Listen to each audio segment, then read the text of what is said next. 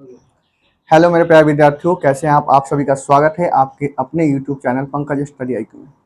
तो हम लोगों ने पिछली कक्षा में आप लोग से ये साझा किया था कि उसमें हम लोगों ने एसआई यूनिट के बारे में चर्चा किया था। किसके बारे में?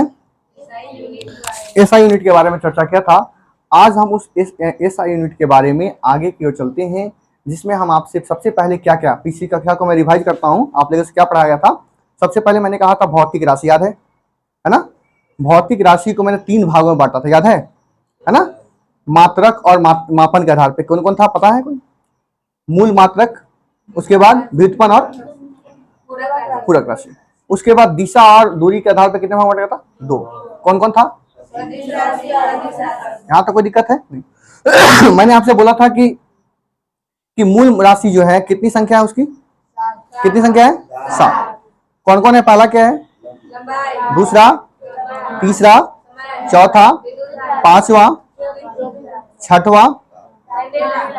कैंडेला नहीं, ज्योति तीव्रता का ऐसा यूनिट कैंडेला है, तापमान और सतह पदार्थ की मात्रा। यहां हमने सातों की चर्चा आप लोगों से किया था। उसके बाद हमने व्युत्पन्न राशि कहा था कि वैसी राशि जो स्वतंत्र नहीं होती है, ये किस पे डिपेंड करती है? मूल राशि पे। आप लोगों ने देखा, जैसे आपने कुछ यूनिट निकाला, जैसे क्षेत्रफल का यूनिट निकाला था, क्षेत्रफल का फॉर्मूला था लंबाई गुना आयतन का लंबाई गुना चौड़ाई गुना घनत्व बराबर द्रव्यमान बटा आयतन। इन सारे चीजों को हम लोग आपने साझा किया था। आज हम लोग को क्या करना है कि हम दोनों राशि कंप्लीट कर दिया था। आज हमारी बात है नेक्स्ट का है आपका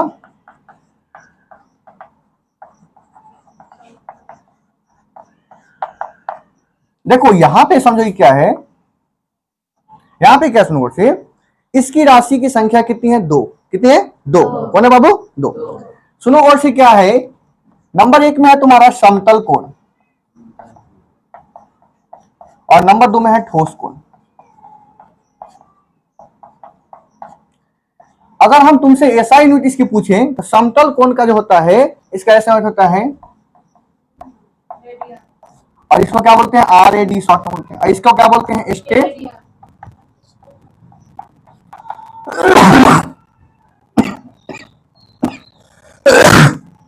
देखो यहां पे समझने की कोशिश करो। यहां पे समतल कोण का ऐसा मतलब क्या है?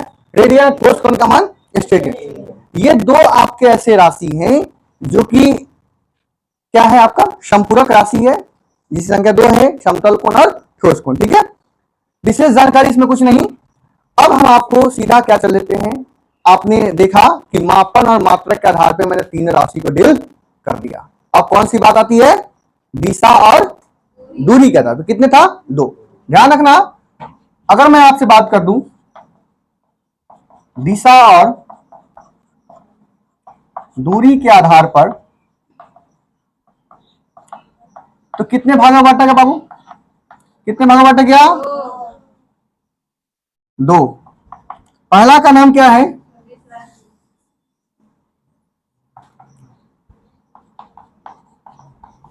सदिश राशि। और दूसरा का नाम क्या है? समझने की कोशिश करना, कहानी कुछ ऐसी है। सदिश राशि को इंग्लिश में कहते हैं वेक्टर क्वांटिटी। क्या बोलते हैं? और अदिश राशि को क्या बोलते हैं? कौन क्वांटिटी? Scalar quantity. समझो कहानी क्या है सदिश राशि। देखो सदिश राशि क्या है, मैं आपसे कह दूं। देखो वैसी राशि जिसमें परिमाण और दिशा दोनों क्या हो? क्या हो? मतलब जिस राशि में परिमाण और दिशा दोनों होती है, वैसी राशि को हम वेक्टर क्वांटिटी यानी सदिश राशि कहते हैं। कोई दिक्कत है यहाँ पे? नहीं। तो कहने का मतलब वैसी राशि जिसमें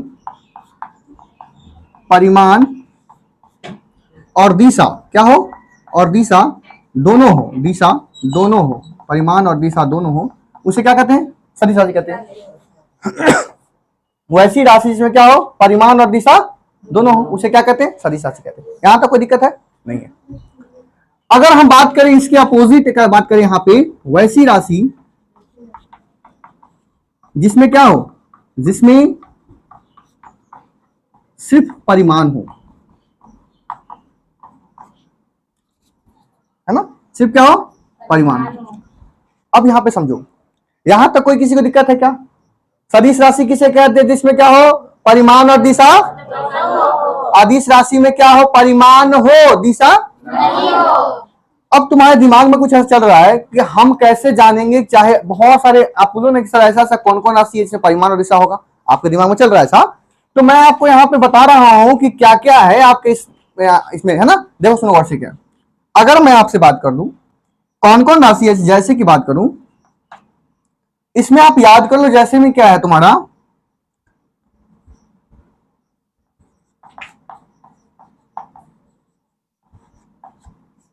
क्या बोलेंगे, असंभवी, विभक्त, भवी। मैं इस ट्रिक में आपको बता रहा हूं, ये कौन सा ट्रिक है, मैं आपसे बता रहा हूं कि सदिश राशि कैसे याद करोगे। तो इसके लिए ट्रिक मैंने बनाया, क्या है, असंभवी, बेभक्त, भवी। जैसे मैं आपको समझ में नहीं आ रहा है, सारे सदिश राशि है, यहां पे देखो कैसे, अ से है आवेग, कौन है, कौन है, सा से है संवेग, क्या बाबू, अ से क्या है, ये सब सदिश राशि है। अ से आवेग, श से संवेग, भा से भार, क्या होगा, वी से विस्थापन, वी से क्या होगा, अ से, श से, भा से, वी से, बे से वेग। ये सारे सदिश राशि हैं, ये सब क्या है, सदिश राशि। इसमें परिमाण भी होगा और दिशा भी होगा, क्या होगा,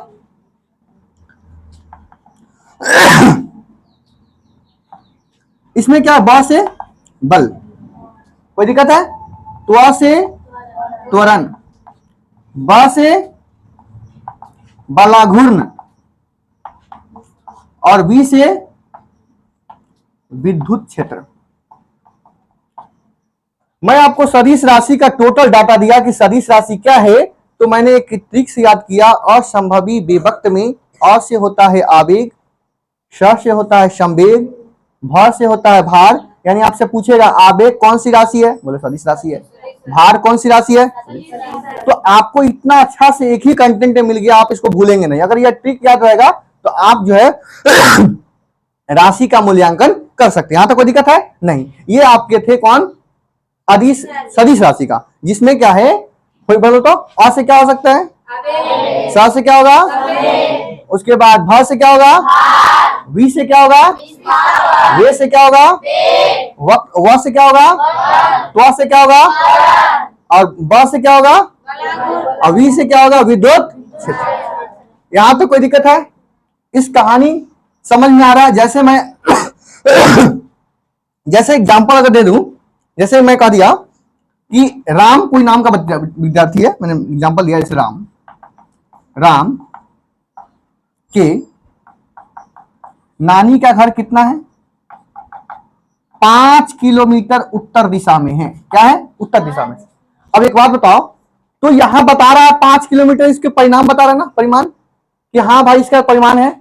उसके बाद क्या है, उसके बाद क्या है यहाँ पे, उसके बाद क्या है यहाँ पे, दूरी बता रहा है, क्या बता रहा है, तो टोटल क्या दूरी कितना है, मतलब दिशा क्या बता रही है आपसे, कि दिशा उत्तर की दिशा में जा रही है ना। तो यहाँ पे क्या है, आपसे परिमाण क्या बता रही है, 5 किलोमीटर बता रही है, और दिशा क्या बता रही है, कि उत्तर की दिशा में वो जा रही है। इसीलिए कौन सी राशि होगी, है ना, कौन राशि होगी, सदिश राशि। अब कुछ कहानी कुछ ऐसी है, अब हम डिफाइन करते हैं किस राशि के बारे में, अदिश राशि के बारे में, राइट ना। यहां तक कोई दिक्कत है, ट्रिक कौन है, असंभवी, विभक्त, वही, है ना। अब देखो कहानी कुछ ऐसी है, कहानी कुछ ऐसी है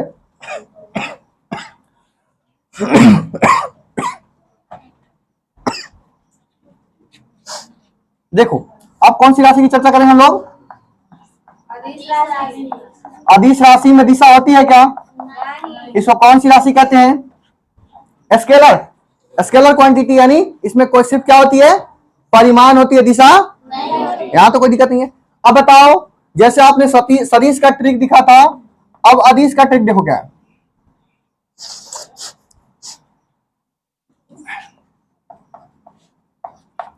क्या है ना, उसकी दाल MSC से आती है। क्या है, सारे अदिश राशि, क्या है, सारे अदिश राशि उसकी दाल MSC से आती है। कहां से आती है, MSC से आती है ना। जैसे मान लो अभी हमने बताया आपसे, क्या किया, ऊ क्या है सबसे पहले है ऊ से ऊर्जा। ऊर्जा कौन सी राशि है, कोई दिक्कत है। सा से क्या होगा, समय, समय कौन सी राशि है,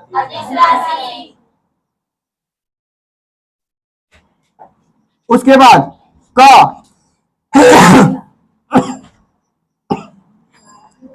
कार्य कौन सी राशि है, अधिक राशि है। द से क्या होगा, दाब कौन सी राशि है, ला से क्या होगा, लंबाई, इसी में चल जाओ चौड़ाई, और इसी में चल जाओ क्या, तीनों कौन सी राशि है, कोई दिक्कत है। एम से हो गया मास, मास मतलब एस से स्पीड, स्पीड मतलब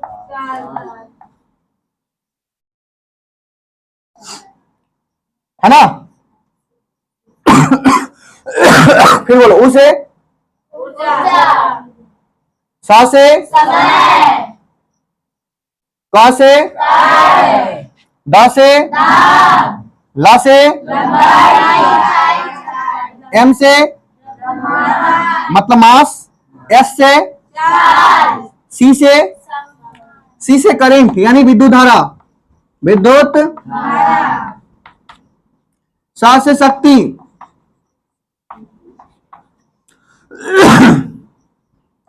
आ से आयतन, क्या होगा, क्या होगा, फिर बोलो, उसे सा से का से दा से ला से एम से एस से सॉरी हाँ सी से सा से आ से और टी से तापमान। मतलब इन सारे जो राशि हैं क्या है, आपके अदिश राशि, क्या राशि है, जो कि मैंने आपके बोर्ड पर अंकित किया। एक ही बात याद रखना, उसकी दाल MSC से और राशि याद रखना कि क्या किस फॉर्मेट में, यानी किस चीज की वैल्यू कौन सी राशि दिखा रही है ना। यहां तो कोई दिक्कत है, पक्की कोई दिक्कत है नहीं। देखो अब कुछ कहानी आगे ऐसी चलती है सदिश राशि के बाद। अब मैं चलता हूं सीधा कहानी मात्रक पद्धति। क्या पढ़ना है लोगों को, समझो गौर से क्या है मात्रक पद्धति। देखो मात्रक पद्धति क्या है, सबसे पहला है FPS पद्धति, दूसरा है CGS पद्धति, तीसरा है MKS पद्धति और चौथा है SI पद्धति, SI सिस्टम। यहां तक कोई दिक्कत है क्या, नहीं। समझने की कोशिश करो मात्रक पद्धति को, क्या डाउट है कुछ का, देखो मात्रक पद्धति को कहते हैं, हम लोगों ने जनरली क्या ना कि 3 भागों में डिफाइन किया गया था, राइट है ना। लेकिन मैं चाहता जो है ये ऐसा यूनिट है जिसको सिस्टम ऑफ इंटरनेशनल कहा जाता है, ऐसा यूनिट है ना। तो समझने की कोशिश करो कि पहला है FPS पद्धति। FPS पद्धति क्या होता है, इसको बोलते हैं, फुल फॉर्म क्या है, मैं लिख दूं, देखो हाँ, फुट पाउंड सेकेंड पद्धति। क्या बोलेंगे इसको, अब फुट किसके लिए बोले, F से क्या होगा, P से क्या होगा, S से क्या होगा, इसीलिए इस पद्धति का नाम पड़ा फुट पाउंड सेकेंड पद्धति। क्या पढ़ेंगे इसको, CGS को क्या बोलेंगे, सेंटीमीटर ग्राम सेकेंड पद्धति। कोई दिक्कत है क्या, बोल सकता हूं ऐसा। MKS को क्या बोलेंगे, मीटर किलोग्राम सेकेंड सिस्टम, बोल सकते हो इसे, है ना। देखो कहानी कैसी है, एफपीएस में आपसे पूछेगा, बोलेगा कि मान लो सपोज करो यहां पे कि एफपीएस पद्धति में दूरी का मात्रक क्या होगा, तो क्या बोलेंगे? फुट। क्या बोलेंगे इसको? अगर आपसे पूछेगा कि एफपीएस पद्धति में द्रव्यमान का मात्रक क्या होगा, और एफपीएस पद्धति में समय का मात्रक, सीजीएस पद्धति में दूरी का मात्रक सेंटी, क्या होगा बाबू, और द्रव्यमान का मात्रक और समय का मात्रक। अगर एमकेएस की बात करेंगे तो एमकेएस पद्धति में दूरी का मात्रक क्या होगा, क्या होगा, और द्रव्यमान का मात्रक और समय का मात्रक यहां पर लिख ही देना उचित रहेगा ना। देखो यानी एफ से क्या होता है, फुट, क्या होगा, जो किसका मात्रक होगा, दूरी का। कोई दिक्कत है? अच्छा, पी से क्या होगा, जो किसका होगा, द्रव्यमान का होगा। और एस से क्या होगा, जो किसका होगा, समय का। अगर मैं यहां से बात करूं, सी का मतलब क्या होता है यहां पे, सेंटी, इसमें क्या होता है, ये दूरी का मात्रक होगा। अगर यहां पे जी का मतलब क्या हुआ, ये किसका होगा, और यहां पे एस किसका होगा, ये क्या होगा, समय का होगा। अगर मैं आपसे फिर कर दूं, बात कर दूं आपसे कुछ कहानी ऐसी, एम क्या है यहां पे, मीटर, ये दूरी का होगा। केजी क्या होगा, किलोग्राम।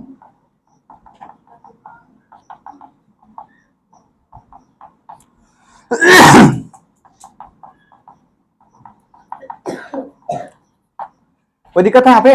मैंने सारे अंकित कर दिया, कोई दिक्कत है यहां पे? नहीं। समझने की कोशिश करो, समझने की कोशिश करो। क्या है, आपसे मैं पूछा, एक चीज दिमाग में चल रही है कि सर तीनों पद्धति ऐसी पद्धति है, इसमें कौन सामान लग रहा है, कोई सामान लग रहा है क्या? हाँ, कि सर तीनों पद्धति में जो समय है ना, वो सबका सेकेंड ही है ना, कॉमन है। दिक्कत कहां फंस रही है सर, उसकी दूरी में फंस रही है, और उसकी क्या है, द्रव्यमान में फंस रही है ना।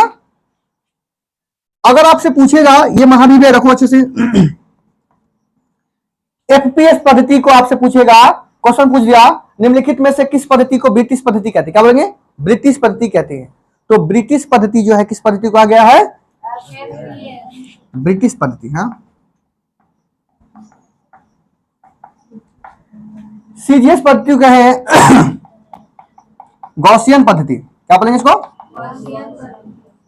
और एमकेएस पद्धति को कहते हैं मीट्रिक पद्धति, क्या बोलते हैं इसको। बात समझ में आ रही है, बात समझ में आ रही है आपको अच्छे से। मैंने आपसे क्या कहा, एफपीएस पद्धति को कौन सी पद्धति कहते हैं, कौन सी पद्धति, सीजीएस को क्या कहते हैं, और एमकेएस को, एफपीएस का फुल फॉर्म क्या होता है, सीजीएस का क्या होता है, और एमकेएस का क्या होता है। अच्छा, मैं क्वेश्चन फंसाता हूं, ठीक है, बताओ एमकेएस पद्धति में द्रव्यमान कैसा मात्रक क्या होता है, किलोग्राम, है ना, किलोग्राम, है ना। अच्छा एक बात बताओ, ये तो समझते हो कि सर सेंटीमीटर जानते हैं, ग्राम भी जानते हो, मीटर भी जानते हो, किलोमीटर भी किलोग्राम भी जानते हो, क्या ये पाउंड जानता है कोई, क्या नहीं जानता ना। कभी आपने केक खरीदा, हाँ, उसमें बोलता है, क्या बोलते हैं कि 1 किलो केक दो कि 2 किलो केक दो, नहीं बोलते क्या 1 पाउंड का केक दो या फिर 2 पाउंड का किलो। तो वहां पे क्या है कि पाउंड में हम केक को नापते हैं। ध्यान रखना, 1 पाउंड जो केक होती है, 1 पाउंड जो केक होती है 454 ग्राम का होता है, यानी लगभग आधा केजी से भी कम होता है। क्या होता है, 1 की जो पाउंड खाते हैं हम लोग, क्या है 454 ग्राम का होता है, मतलब आधा केजी से भी वो कम होता है। कहानी समझ में आ रही है, आगे बढ़े, चलो अच्छी बात।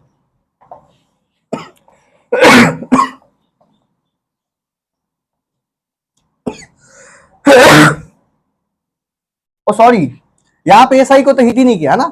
एसआई पद्धति सुनो, एसआई पद्धति क्या है ना कि एमकेएस का बड़ा रूप है, क्या है, तो एमकेएस का बड़ा रूप है। जैसे मान लो सपोज मैं लिख देता हूं, एसआई यूनिट क्या है, एसआई मतलब क्या है, यह क्या है, एमकेएस का बड़ा रूप है। एमकेएस का मतलब क्या है, मीटर, किलोग्राम सेकंड। किस पद्धति कहते हैं इसको? मीट्रिक पद्धति कहते हैं।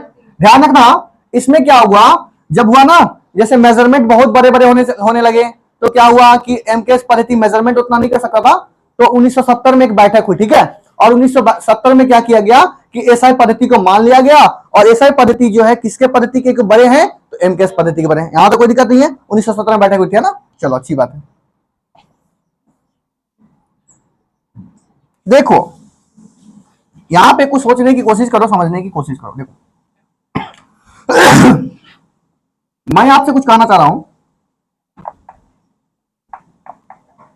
आपने एसआई मात्रक देखा, अभी मात्रक देखा ना, देखो मात्रक क्या है, यहां पे गौर से फरमाना, मात्रक को हम दो भागों में बांटे, कितने भागों बाबू? एक को बोल रहे छोटी मात्रक, और एक को क्या बोल रहे, समझने की कोशिश करना, मात्रक कितने प्रकार का बांटा है? दो। एक को क्या बोले छोटी मात्रक, और एक को। अब सुनो गौर से, छोटी मात्रक क्या होता है, सुनो, है ना, देखो सबसे पहले छोटी मात्रक होता है, उसका नाम है माइक्रोन। क्या बाबू? ध्यान रखना अच्छे से, ये शायद सुना सुना वर्ड है कि नहीं, नहीं सुना हो ना, समझो माइक्रोन क्या होता है। ये माइक्रोन जो है एक मात्रक है जो कि किसी चीज की मापता है, यानी मेजरमेंट करती है। आपसे पूछेगा तुमको दिमाग में, सर बताइए आप हमें कि किसको मापता है, चलो बताओ किसको मापता है, तो हम कहेंगे जो हमारे बॉडी में सेल होते हैं ना, सेल क्या होता है, सेल कोशिका, तो ये क्या करता है माइक्रोन, ये सेल का आकार यानी कोशिका का आकार को मेजरमेंट करता है। क्या? कोशिका का आकार। क्या कहेंगे, माइक्रोन क्या करता है, को मापता है, मेजरमेंट करता है ना। अब तुम्हारे दिमाग में एक प्रश्न होगा कि सर ये क्या होता कितना है, क्या होता कितना है ये, तो मैं कहूंगा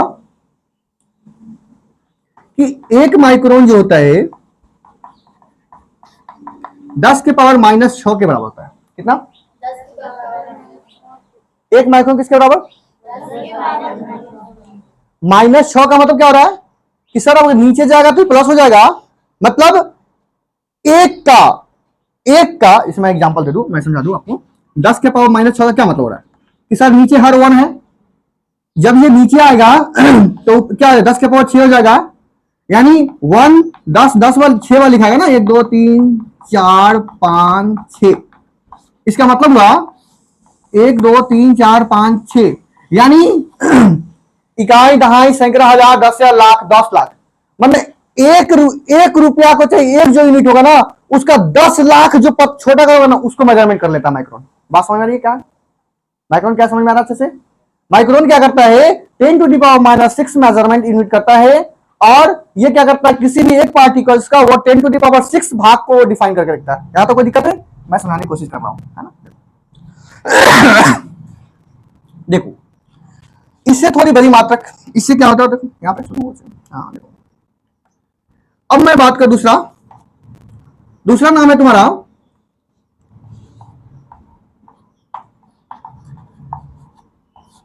नाम सुना है, एंगस्ट्रम का नाम सुना 10th वाले लोग?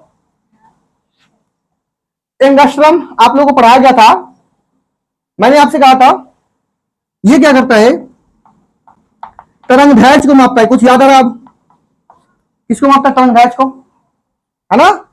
नहीं पता तरंग दैर्घ्य के बारे में? क्या नहीं है, मैं समझाता हूं। देखो तरंग दैर्घ्य क्या होता है, इसको इंग्लिश में वेवलेंथ बोलते, क्या बोलते हैं, ठीक है। अब ये तरंग दैर्घ्य होता क्या है, जैसे किसी भी चीज में अगर तरंग दैर्घ्य ज्यादा होगा, सुनो गौर से मेरी बात होता है, मैंने एक रंग की बात करा, कलर की बात करा, जैसे जिस रंग का तरंग दैर्घ्य ज्यादा होगा उसका छितराव कम होगा, यानी उसका प्रकीर्णन कम होगा। समझ में नहीं आया? समझ में नहीं आया? जैसे मैं एग्जांपल देता हूं, आप लोगों ने कभी सुना पढ़ा कि प्रिज्म से जब हम श्वेत प्रकाश को गुजारते हैं तो ये कितने रंग बढ़ती है, 7 रंग बढ़ती है। कुछ पता है आप लोग को, है ना? उसमें पहला क्या था आपका बाबू, पहला होता है कौन रंग, लाल, दूसरा नारंगी, तीसरा पीला, चौथा हरा, उसके बाद क्या होता है नीला, उसके बाद क्या होता है, उसके बाद क्या होता है, क्या सही तो ना, सही तो ना कोई दिक्कत है यहाँ पे? मैंने आपसे लिख दिया कि जब हम श्वेत प्रकाश को किसी प्रिज्म से गुजारते हैं तो वो श्वेत प्रकाश कितने रंग में बन जाती है? सबसे ऊपर का रंग क्या होता है? लाल। उसके बाद उसके बाद उसके बाद उसके बाद उसके बाद उसके बाद शायद समझ में आ गया तुमको। अब मैं समझाता हूं वेवलेंथ क्या होता है।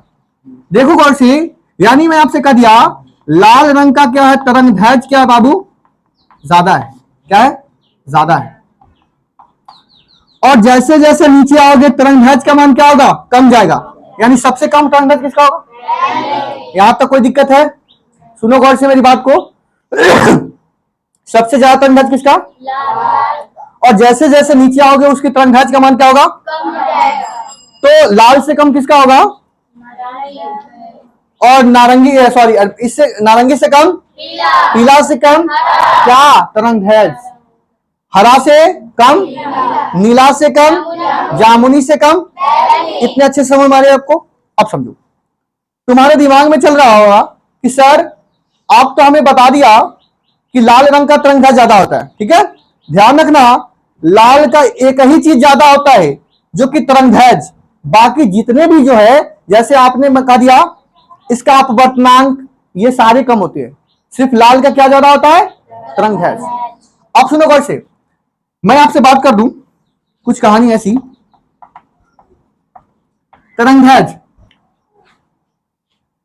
जिसका तरंग दैर्घ्य ज्यादा होगा, क्या होगा? जिसका तरंग दैर्घ्य ज्यादा होगा, मेरी बात समझो, जिसका तरंग दैर्घ्य ज्यादा होगा उसका छितराव कम होगा। तरंग दैर्घ्य ज्यादा मतलब छितराव क्या? छितराव कम। राइट है ना? अगर तरंग दैर्घ्य कम तो छितराव ज्यादा। बहुत अच्छा, समझ में अच्छा ना, अच्छा पढ़ रहे तो लोग है ना? देखो कोई दिक्कत है नहीं? हाँ, तरंग दैर्घ्य ज्यादा छितराव कम, तरंग दैर्घ्य कम छितराव ज्यादा। अब बोले सर ये आप क्या बता रहे हैं, हमको समझ ही नहीं आ रहा है। मैं समझाने की कोशिश कर रहा हूं। देखो लाल रंग का तरंग दैर्घ्य छितराव कम, इसीलिए कभी सुना होगा रेलवे का सिग्नल लाल दिखाई देता है। क्यों? क्योंकि उसका लाल इसीलिए रहता है क्योंकि उसका छितराव कम होता है, और जो छितराव है कम वो दूर तक दिखाई देगा। क्या होगा? समझ में आ रहा कुछ से मैं क्या बोलना चाह रहा हूं? मैं बोलना चाह रहा हूं, जैसे मान लो आपसे कह दिया मतलब पानी का, मैं क्या बोलते हैं, बोर्डिंग से पानी पड़ रहा है ना पाइप से। अगर मैं पाइप को ऐसे छोड़ दूं तो पानी क्या होगा? चारों तरफ जाएगा, दूर तक नहीं जाएगा। राइट? लेकिन अगर पाइप को मैं पकड़ लूं तो क्या होगा? दूर तक जाती है ना। मतलब छितराव जिसका ज्यादा होगा वो दूर तक। तो यहां पे लाल रंग का छितराव कम होता है, इसलिए दूर तक जाएगा कि नहीं जाएगा? जाएगा ना। तो हमें दूर से दिखाई देगा कि ट्रेन आ रही है, आपकी कुछ मैं देख लूंगा ना। इसीलिए रेलवे का जो सिग्नल होता है वो लाल रंग का दिखाई देता है। क्यों रहता है? क्योंकि उसका तरंग दैर्घ्य क्या होता है? ज्यादा होता है, और छितराव कम होता है, जिसके कारण हमें दूर से ही पता चलता है कि वहां पे खतरा का निशान है, मैं नहीं जाना हूं, या खतरे का निशान लाल होता है ना। कारण समझ में आ रहा है? अब आपसे कोई पूछे खतरे का निशान लाल होता है क्यों, तो कहेंगे खतरे का निशान लाल इसीलिए होता है क्योंकि उसका तरंग दैर्घ्य क्या होता है? अधिक होता है, और उसका छितराव कम होता है। इसीलिए इसे दूर से ही देखा जा सकता है। इसीलिए इसको हम क्या कर सकते हैं, इसका में क्या बोलते हैं, खतरे का निशान लाल प्रयोग करते हैं। कोई दिक्कत है? अच्छा, अब तुम्हारे दिमाग में चल रहा होगा सर तो क्या ये ये तो दूर तक दिखाई देगा, क्या इसका क्या होगा? इतना छितराएगा ना, ये पते नहीं चलेगा। क्या होगा? पते नहीं चलेगा। तो ये भी इतना छितराएगा और इससे कम ही छितराएगा, लेकिन दोनों इतना छितरा जाता है कि पता नहीं चलता है। अब नीला पे बात आती है, नीला छितराता है लेकिन उतना नहीं छितराता है। इसीलिए कभी सुना होगा आकाश का रंग नीला दिखाई देता है। क्यों? समझ में आ रहा है आप लोगों को? है ना? क्योंकि ये सब छितरा देता, पता नहीं चलता है। लेकिन ये क्या करता है, छितरा जाता है तो पूरे हमारे एटमॉस्फेयर, पूरे हमारा जो स्काई में क्या होता है, ब्लू ब्लू नीला नीला दिखाई देता है। इसलिए मैं कहता हूं कि आकाश का रंग क्या होता है, लाल होता है, सॉरी नीला होता है ना। अब सुनो गौर से, यहाँ पे कुछ कहानी ऐसी है, आप लोगों ने कभी इंद्रधनुष देखा होगा, इंद्रधनुष है ना, इंद्रधनुष का भी ऊपर का रंग क्या होता है ना, और इंद्रधनुष को बताएगा कब उगता है। लेकिन अगर मान लो शाम का समय है तो इंद्रधनुष की जो अगर शाम का समय है तो इंद्रधनुष किधर उगेगा, ध्यान रखना, इंद्रधनुष जो उगता है हमेशा सूरज के विपरीत दिशा में उगता है। अगर शाम होगा तो पूरब में, और अगर सुबह होगी तो पश्चिम में। समझ में आ रहा है आपको, है ना। इंद्रधनुष का जो रे का जो लाइट का जो सीक्वेंस है इसी फॉर्मेट में, कोई दिक्कत है नहीं। कहानी कुछ हम ऐसी समझा रहे थे रंगहर्ष के बारे में, समझ में अच्छा से आया। हाँ,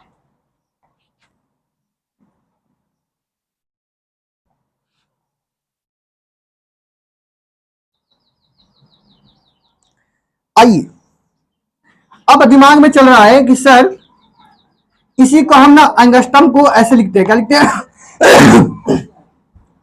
कैसे कैसे, ध्यान रखना, एक अंगस्टम जो होता है 10 के पावर -10 होता है, क्या था, ये सब मेजरमेंट याद करना। एक माइक्रोन में क्या होता है, एक अंगस्टम में क्या होता है, बात समझ में आ रही है ना। ये सब मीटर, क्या मीटर, कोई दिक्कत है ना। अब देखो मैं तीसरा चलता हूं,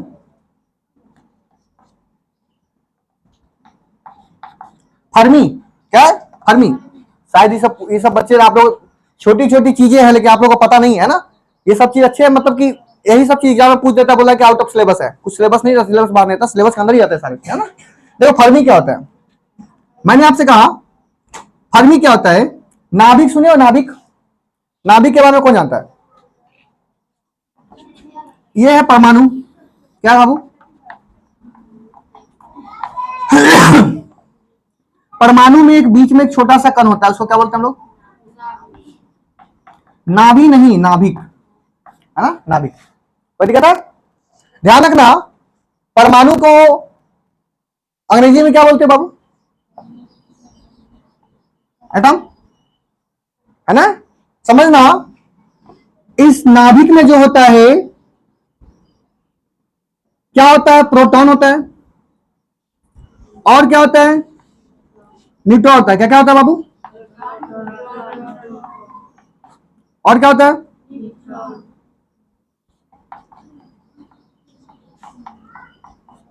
कोई दिक्कत है।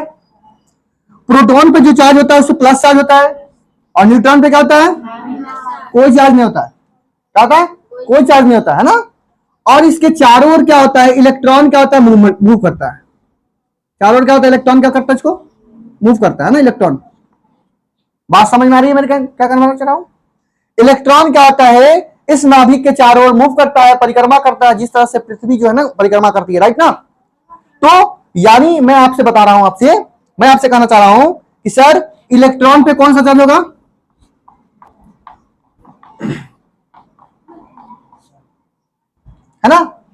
है ना, कोई दिक्कत है, इलेक्ट्रॉन पे कौन चार्ज होगा, माइनस चार्ज। अब समझो, प्लस चार्ज होता है उसको क्या बोलते हैं, धन आवेशित कण, क्या बोलते हैं इसको, और न्यूट्रॉन को इलेक्ट्रॉन क्या बोलेंगे, और न्यूट्रॉन को बोलेंगे, वेरी गुड, आवेशहीन कण, क्या बोलेंगे, आवेशहीन कण। अब दिमाग में कुछ अगर मैं थोड़ा चर्चा कर दिया हूं, थोड़ा सा बता देता हूं आपको कि प्रोटॉन की खोज जो है ना गोल्डस्टीन ने किया था, किसने किया था, और न्यूट्रॉन की खोज जेम्स चैडविक ने किया था, और इलेक्ट्रॉन की खोज जे थॉमसन ने किया था, किसने किया था, मैं सारा डाटा हिट किया आपके सामने। बताओ फिर से,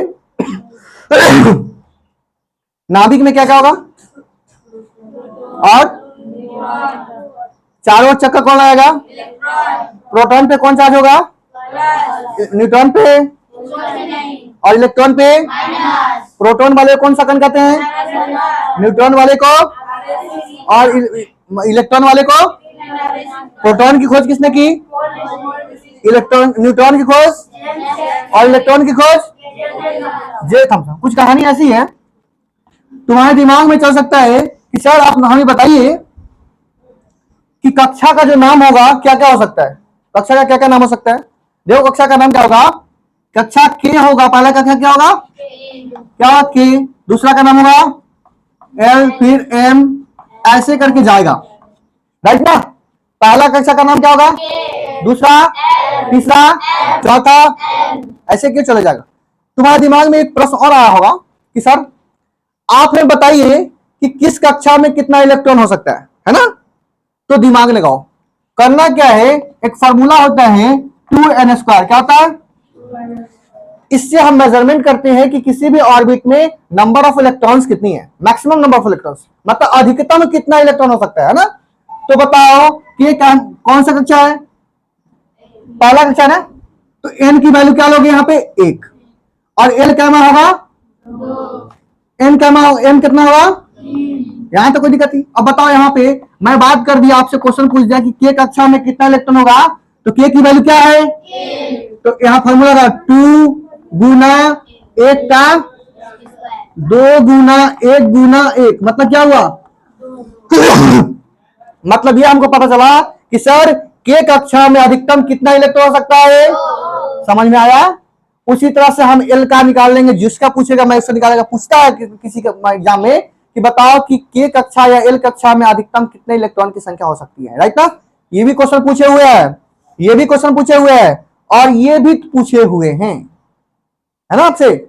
तो ध्यान रखना कि जैसे भी किसी कक्षा बोलेंगे मैं मेजरमेंट करूंगा, वो कक्षा कौन से होगी, वो कक्षा कौन सी होगी, उसके आधार पे क्या करेंगे, बोलो उसके आधार पे क्या होगा, वहां पे मैंने उस मेजरमेंट को करेंगे कि दिखाएंगे क्या है, ऑर्बिट क्या है, 1 2 3 4 फॉर्मेट, कैसा मैं फॉर्मेट में देखूंगा। समझ में कहानी आई। मैं यहां पढ़ा रहा था, मैंने कहा चला गया, फिर आगे चलता हूं, सुनो वर्ष कहानी। ये जो फर्मी है ना, ये जो नाभिक है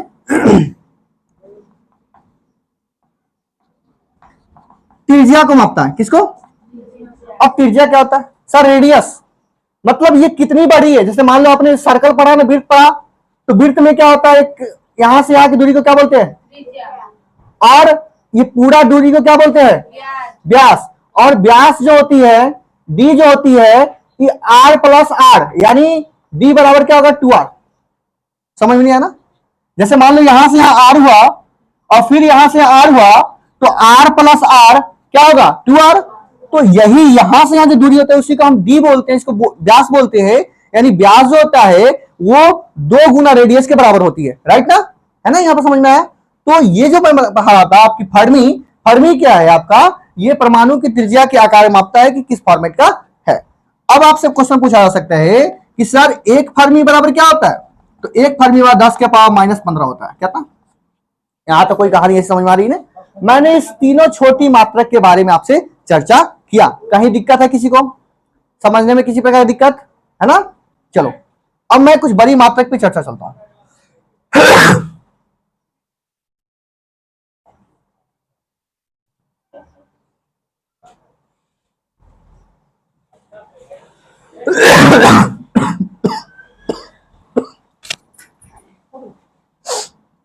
देखो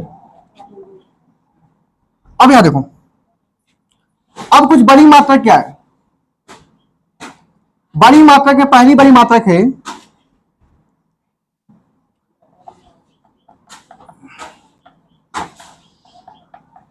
क्या है, खगोलीय मात्रक। सुनो गौर से, नाम सुना कभी, नहीं सुना ना, अच्छे से पढ़ेंगे, चला बहुत काम की चीज आगे, ठीक है ना। पहले कौन है, खगोलीय मात्रक। सुनो खगोलीय मात्रक क्या होता है, सूरज और पृथ्वी के बीच की दूरी मापता है। क्या मापता है, कि सूरज और पृथ्वी के बीच में जितनी दूरी है ना, उस दूरी को हम किससे मापते हैं, खगोलीय मात्रक से। क्या बोले, खगोलीय मात्रक, इसको इंग्लिश में बोलते हैं एस्ट्रोनॉमिकल यूनिट, है ना सुने हो ना। अब देखो यहाँ पे क्या है कि एक खगोलीय जो मात्रक होता है, एक खगोलीय मात्रक जो होता है 1.49 × 10⁻11 मीटर। क्या मैंने बोला? 1.49 इंटू 10⁻11 मीटर इसकी डिस्टेंस होती है, इतनी दूरी को माप सकती है कौन? खगोलीय यूनिट, जो कि हमारे द डिस्टेंस किसके बीच में? सन और हमारे अर्थ के बीच की दूरी को मापता है। यहां तो कोई दिक्कत है? कहानी कुछ समझ में आ रही है आपको? हाँ। दूसरा है तुम्हारा प्रकाश वर्ष। ये क्या? ये भी नहीं समझ में आ रहा ना? समझ में आ रहा किसी को? प्रकाश वर्ष के बारे में कोई जानते हैं? कोई नहीं जानते? चलो मैं बताता हूं। देखो प्रकाश वर्ष क्या है, ये क्या करता है?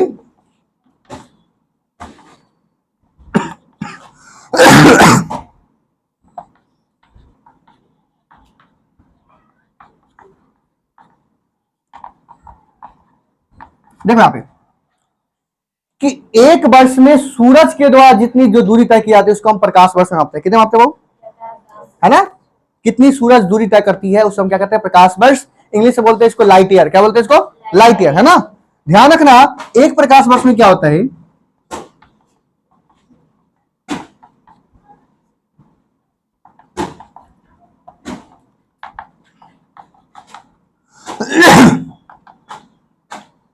क्या कहेंगे?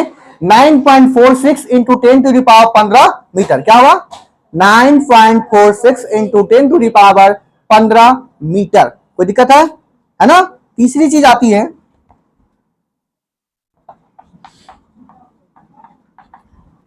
पार्शिक। इसका नाम सुना? नहीं सुना? एग्जाम में बहुत बार पूछे हुए हैं, दूरी का सबसे बड़ा मात्रक क्या होता है? पार्शिक। ये क्या है बाबू? दूरी का सबसे बड़ा मात्रक है। दूरी का सबसे बड़ा मात्रक क्या पार्शिक है? अब दिमाग में आ रही होगी कि सर एक पार्शिक बराबर क्या होगा?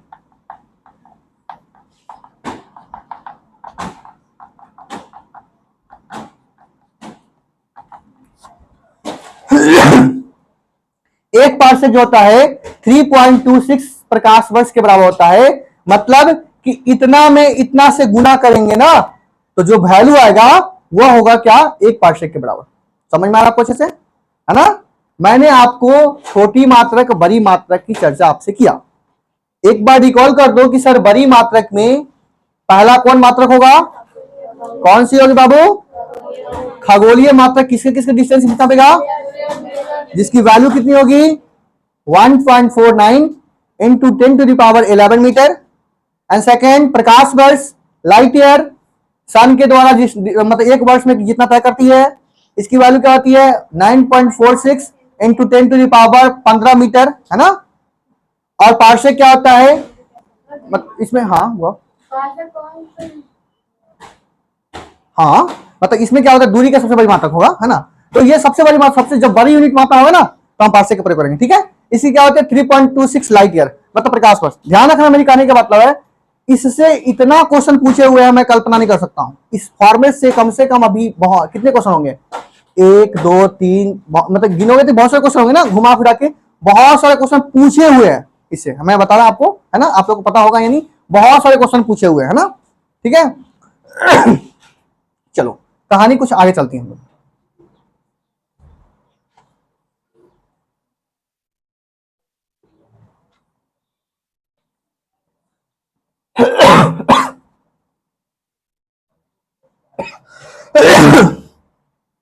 देखो मैंने पिछली कक्षा में कुछ असाइनमेंट छोड़ दिया था, जैसे मैंने बल पढ़ाकर छोड़ दिया था ना।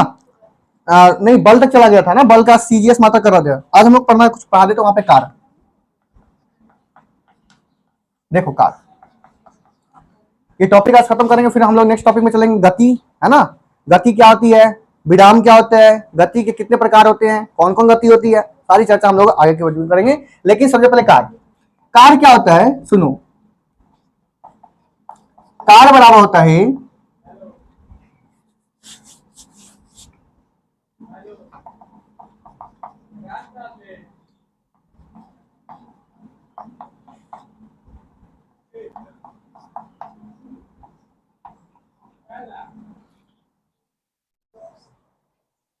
मैंने क्या लिखा कि कार बराबर क्या होता है? बल गुना विस्थापन गुना cos थीटा। क्या बोलते हैं? cos theta. शायद समझ में आप लोग को नहीं आया होगा, यहां तक तो समझ में, लेकिन cos थीटा लिखा आपको समझ से बाहर हो गया, है ना? देखो इसको इंग्लिश में लिखेंगे W equal to F into विस्थापन क्या है, दूरी है, डी लिख सकते हो कॉस थीटा।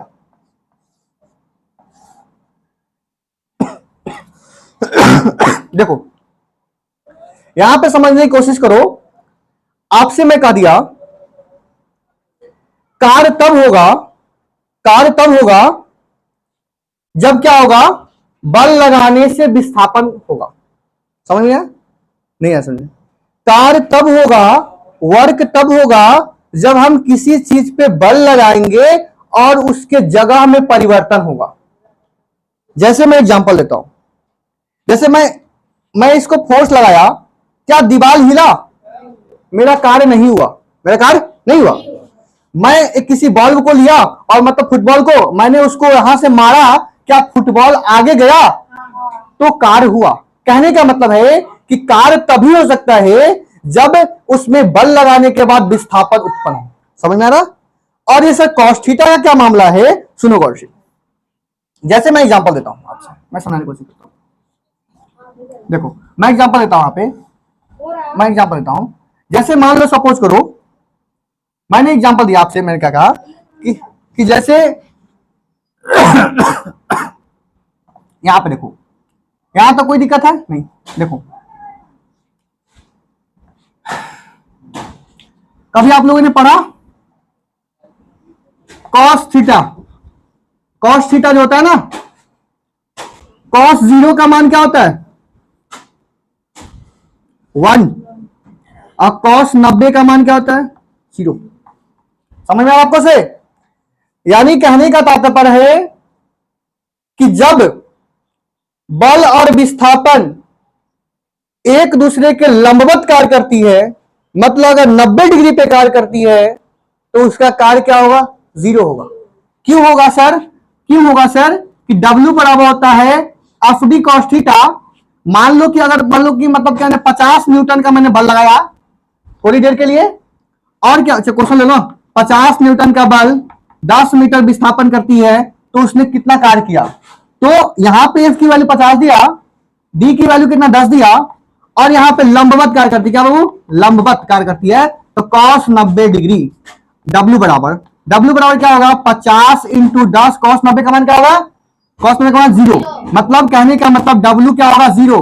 मतलब अगर 90 डिग्री होगा तो कार्य नहीं होगा, क्योंकि कॉस 90 का मान क्या होता है? 0। समझ में आया प्रोसेस है ना?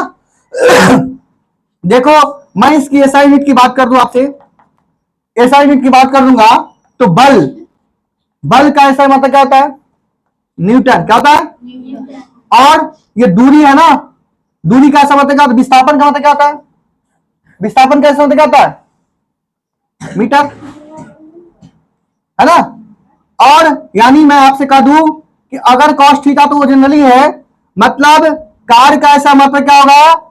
Newton metre. हो सकता है ऐसा, या इसी को ऐसा मात्रक है जूल। कार्य का ऐसा मतलब क्या होता है? क्या होता है?